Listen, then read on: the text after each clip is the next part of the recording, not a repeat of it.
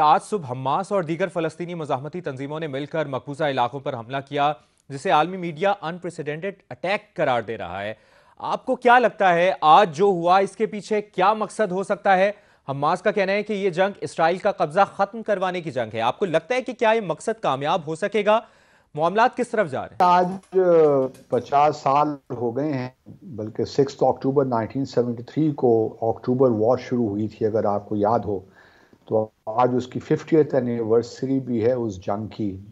और मैं तो यही समझता हूँ कि जो कुछ भी इस वक्त दुनिया में हो रहा है, ख़ास तौर पर मशरक़ वस्ता में हो रहा है, फ़लस्तीन एक मेजर डिस्प्यूट है।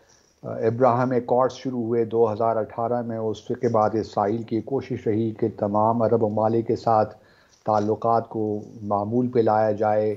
लेकिन इस सारे प्रोसेस में हमने देखा कि जो फ़लस्तीन का मसला है वो कहीं दब के रह गया, और अरब दुनिया जो किसी ज़माने में फ़लस्तीन के साथ खड़ी नज़र आती थी, वो यूँ लगता था कि इसराइल का जो तनाज़ा है, फ़लस्तीन का जो तनाज़ा है, उसके पसे पुश डालकर इसराइल के साथ ताल्लुकात कायम कर रहे हैं। तो एक लिहाज से ये एक नेचुरल रिएक्शन भी है मेरे ख़्याल में, और ये इस बात की भी गम्माज़ी करता है कि जो हक़ खुद इरादियत की तहरीकें होती हैं, आज़ादी की तहरीकें होती हैं, उनको वक्ती तौर पे तो दबा सकते हैं, लेकिन जो ये जज्बा ये आज़ादी है, इसको आप पूरी तरह ख़त्म नहीं कर सकते।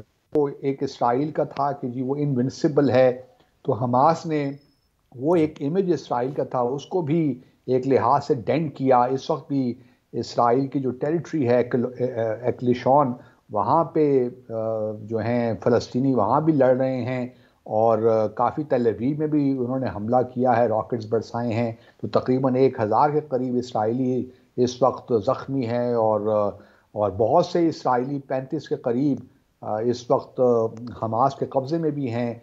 अच्छा अब्दुल बास, हम सऊदी इसराइल बढ़ते ताल्लुकात पर भी आते हैं, मगर इससे पहले मैं आपसे ये जानना चाहता हूँ कि इसराइल ने 2007 से गज़ा का मुहासरा कर रखा है, और हमने देखा कि इसके बाद से कम 8 बार इसराइल हमास के रॉकेट हमलों को जवाब बनाकर फ़लस्तीनियों पर मजालिम ढाता रहा है। आपको क्या लगता है कि अभी जो इस वक्त सिचुएशन है, हालिया वाक़यात पेश आए हैं, इससे फ़लस्तीनियों को ज़्यादा फ़ायदा होगा या आगे जाकर ज़्यादा नुकसान उठाना पड़ेगा? देखिए, ऑल आउट वॉर तो मैं नहीं देख पा रहा। अब डिपेंड ये करता है, क्योंकि रिएक्शन देखा है, सब हमास को दहशतगर्द तंजीम गर्दानते हैं।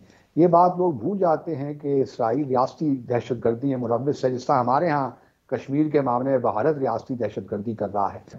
अरब लीग क्या करती है? आया अरब लीग जो है, जिनका एक फार्मूला भी है 2002 का किंग अब्दुल्ला का, क्या अरब दुनिया इस वक्त इकट्ठे होकर इस बारे में सोचती है, या फिर वो सिर्फ यही मशवरा देगी कि जी आप एस्केलेशन ना करें? क्या अरब दुनिया फ़लस्तीन के मामले को बिल्कुल भूल चुकी है, या उस पर, क्योंकि देखिए ना, यूएई ने भी अपने ताल्लुकात कायम किए तो इस शर्त पे किए थे कि इसराइल जो है वो वेस्ट बैंक में सेटलमेंट्स रोक देगा, लेकिन वो ऐसा नहीं हुआ।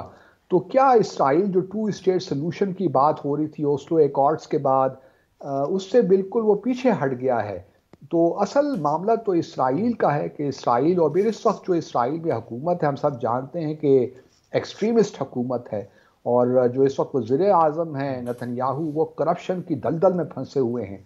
तो उनको तो ये सूट करता है कि वो एक लिहाज से हॉक नज़र आएँ और इस मामले को किसी हद तक एस्केलेट करें, ताकि जो एक लिहाज से एक मामला बने जंग का। लेकिन मैं नहीं समझता कि इस वक्त अरब दुनिया में वो मामलात हैं कि अरब दुनिया अपने आप को इसराइल के अगेंस्ट जंग की हालत में लेकर आएगी। तो बहुत से मुहर्रिकात हैं जो इस नहज तक मामलात पहुँचे, और फ़लस्तीनियों ने देखा कि वो इस सारे मामले में इग्नोर हो रहे हैं, और फ़लस्तीन का मामला तो कहीं नज़र ही नहीं आ रहा। तो कहीं ये ना हो, क्योंकि सऊदी अरब और इसराइल के ताल्लुकात का बनना या सऊदी अरब का तस्लीम करना इसराइल को एक बहुत बड़ा कदम होगा, और अगर ये फ़लस्तीन के मामले को हल किए बगैर हो गया, तो उसके बाद आप यूँ समझ लीजिए कि फ़लस्तीन का मामला बिल्कुल ख़त्म हो जाए।